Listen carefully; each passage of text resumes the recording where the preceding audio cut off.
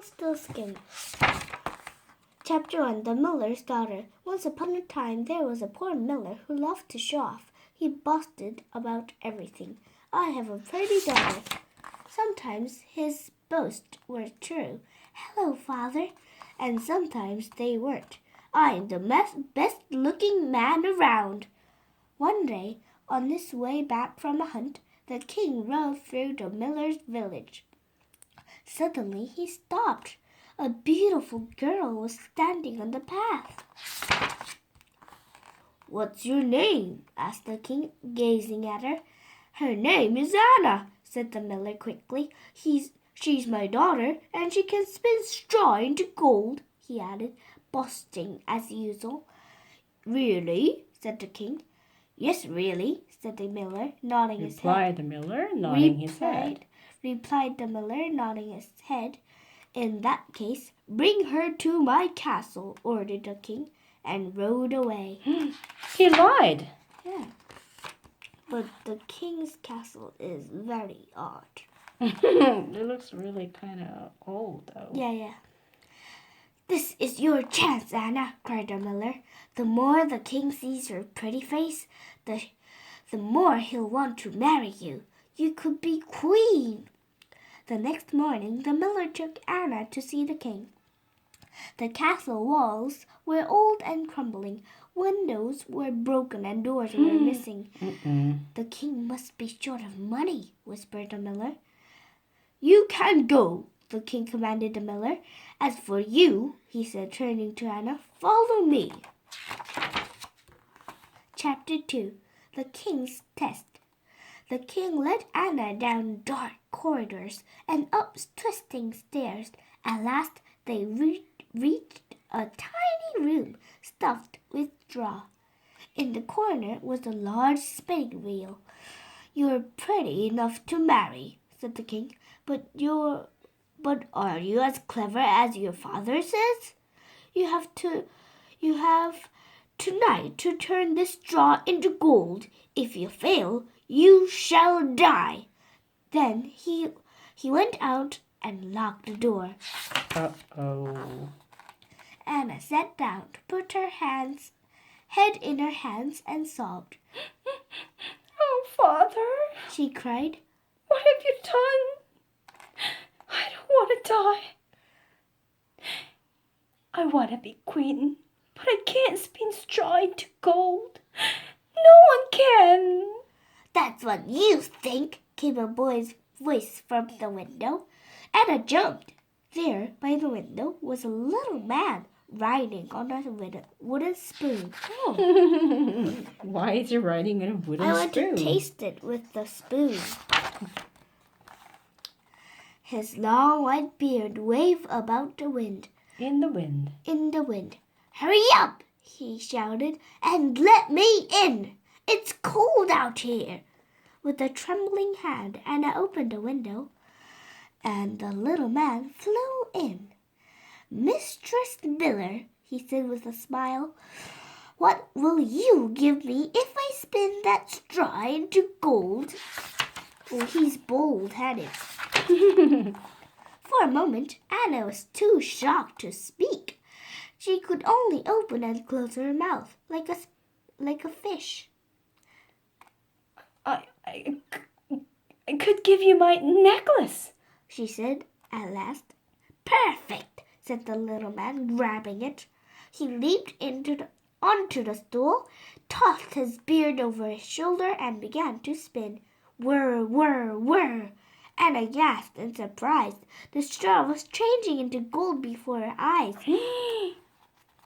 That can't be true. She tried to see how it was done, but as she watched the whirring wheel, she felt her eyes begin to close. Soon she was fast asleep. Chapter 3. Glittering Gold. Anna woke at dawn to find the little man gone, but the room glittered with gold. Oh, Gold, yes. gold. Now she's rich. Yeah. Gold. When the king came in, his eyes lit up in delight. "But it's not enough for me," he said. I need you to spin more gold. I have servants to pay. He took Anna to a second room, larger than the one before. He's greedy. Once again, it was stuffed with straw. You have tonight to turn this straw to gold. If you fail, you shall die, said the king. Gosh. Now what she would do. Then he went out and locked the door. Oh, there's bread and milk or water. Anna sat on the stool and cried. I still don't know how to spin straw into gold. She sobbed. But that night the little man came again. Let me in. What will you give me if I spin this time? He asked. Well, I'll give you the ring on my finger. Anna replied. Perfect, said the little man. He pulled off her ring, hung his beard over his ears, and began to spin. Whir, whir, whir, whir, whir, whir, went the wheel, and all through the night the little man laughed as the sun rose. Here, the spoon. He's leaving, right? Yeah. When the king came in, he jumped for joy. But I still need more gold, he cried. After all, I've a country to run and enemies to fight. I want enough money to last my whole life. Oh, man, go away. You go away, you greedy king. You have a crown and a necklace. Right. That's gold. Mm-hmm. He took Anna to another room, even larger than the one before. Oh This gosh. one was bursting with great piles of straw. Straw. You must spin this too, all through the night, and if you succeed, you shall be my wife. I don't want to. Yeah, me too. Me either. Yeah. That night, the little man appeared for the third time. What can you give me now, Mistress Miller? He asked. Oh, I have nothing left to give, cried Anna. Oh. Then promise me your firstborn child, said the little man. Well, and if I refuse? Asked Anna. I won't spin, he snapped. Anna thought for a while. I do want to be queen, and he might forget his request. Finally, she said. I promise. The little man grinned, tied his beard under his chin, and began to spin. Oh, it's a ribbon. Oh. Whir. The next morning, the king was dazzled by all the gold. At last, he cried, I have all the gold I'll never need. I'll ever need gold. 1, 2, 3, 4. Don't even try to count them. Yeah. Anna, he said, you are both beautiful and clever. Will you marry me? Oh, yes, said Anna at once. And so Anna and the poor miller's daughter became queen. This is his father. My new wife! Hooray! Hooray! Woo-hoo-hoo! Oh, Benny, I want that gold. What are you going to do with the gold? I'll play with the gold. Oh my gosh. Chapter 4. Anna's promise. A year later, Anna gave birth to a beautiful boy. She loved him more than her own life. Wow. But one night, winter's day, the queen heard a tapping noise at her window. Let me in! Oh no! She gasped. The little man's back. Oh, he's bold. Of course it's a baby.